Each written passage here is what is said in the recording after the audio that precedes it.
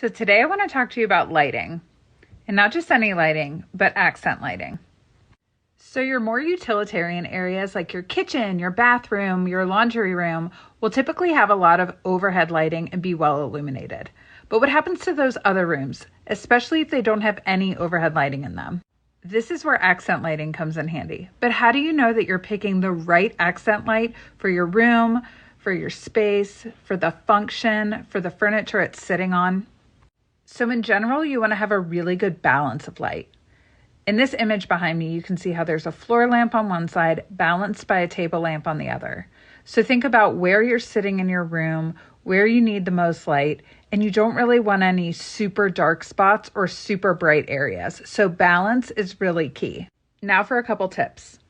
So the style of your lamp should really match, obviously, the room that it sits in, but think scale as well.